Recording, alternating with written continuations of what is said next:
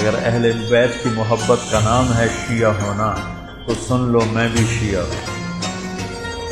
اگر اہل بیت کی محبت کا نام ہے شیعہ ہونا تو پھر ساری دنیا سن لے میں بھی شیعہ۔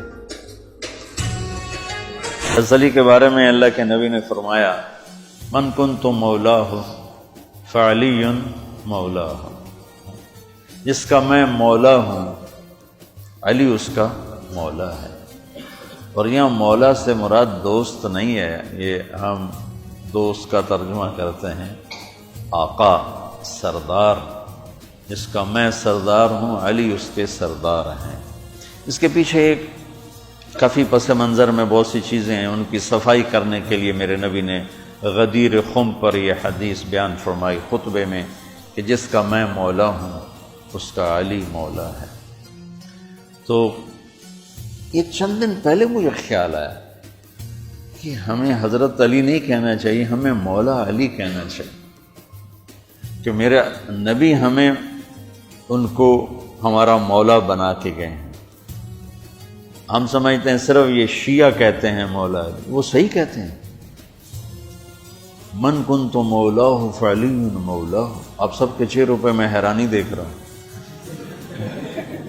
حالانکہ میں آپ کو صحیح حدیث پیش کر رہا ہوں۔ من کنت مولاہ فعلی مولاہ، جس کا میں مولا ہوں علی اس کا مولا ہے۔ تو میں اب حضرت علی نہیں کہتا، میں کہتا ہوں مولا علی، کہ ان کا حق ہے۔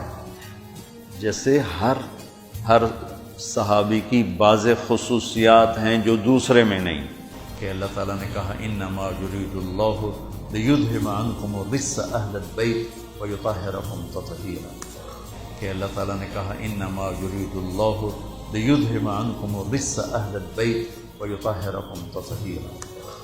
تو میں نے ایک چھوٹی سی کاوش کی ہے، دعا فرمائے اللہ اسے قبول کرے، ایک کتاب لکھوائی ہے۔ کتنے صفحے کی؟ 625 صفحے کی وہ کتاب تیار ہوئی ہے۔ کتنے سال لگے؟ 2.5 سال میں وہ کتاب تیار ہوئی ہے، کہ مواد ہی نہیں ملتا تھا۔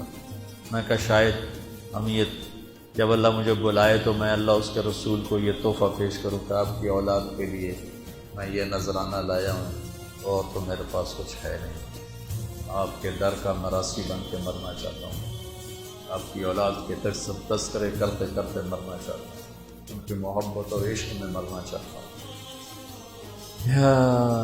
امام شافعی نے کیا کہا تھا؟ لو کان الرفض حب آل محمد فلیشہد الثقلان انی رافض۔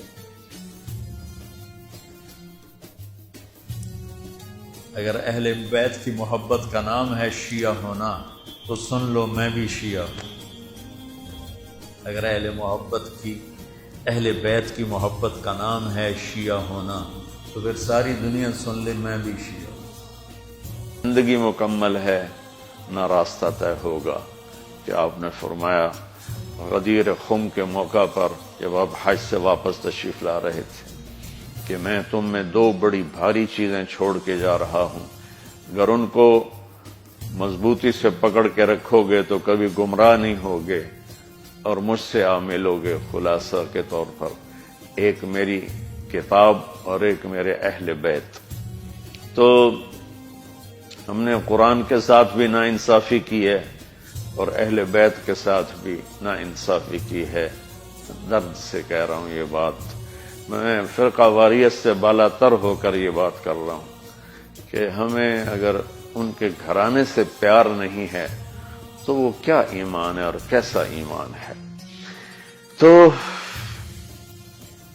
اللہ اس کے رسول نے جو محبت کی نشانی بتائی ہے وہ بھی میں نے بتا دی، اور جو اللہ کے نبی فرما رہے ہیں کہ 3 کام اپنی اولاد کو سکھاؤ: قرآن، میری محبت، میرے اہل بیت کی محبت۔ تو آؤ بھائی ہم اپنے ملک کے لیے بھی ایک اچھے پاکستانی بنے، سچ بول کے، دیانتداری، محبت، ایثار، وفا، صحیح تولنا، صحیح بولنا، اور ماں باپ کی خدمت، بیوی کے ساتھ اچھا سلوک، اولاد کے ساتھ محبت، یہ سارے وہ چیپٹر ہیں جو اس وقت بالکل ادھورے پڑے ہوئے ہیں۔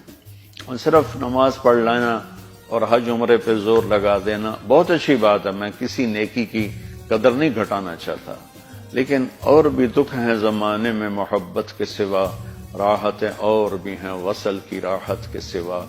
اسلام تو ایک زندگی ہے، یہ تو چند مختصر عبادات پوری زندگی پر تو نہیں ہے نا۔ اس لیے میری فریاد سنو اللہ کے واسطے، علماء سے بھی کہتا ہوں، خطیبوں سے بھی کہتا ہوں، اپنا مسلک پیش نہ کرو، اسلام پیش کرو۔ اسلام ایسی خوبصورت زندگی ہے کہ اس کا خریدار آپ کو ہر انسان بنے گا۔ آپ سن لیں گے تو آپ کا احسان ہوگا، اب کر لیں گے تو آپ کی دنیا بھی بنے گی، آخرت بھی بنے گی، ورنہ فقیرانہ آئے صدا کر چلے، میاں خوش رہو ہم دعا کر چلے۔ وہ جو گیت تم نے سنا نہیں میری عمر بھر کا ریاض تھا، میرے درد کی تھی وہ داستاں جسے تم ہنسی میں اڑا گئے۔ اگر اہل بیت کی محبت کا نام ہے شیعہ ہونا تو سن لو میں بھی شیعہ ہوں۔ اگر اہل بیت کی محبت کا نام ہے شیعہ ہونا تو پھر ساری دنیا سن لے میں بھی شیعہ ہوں۔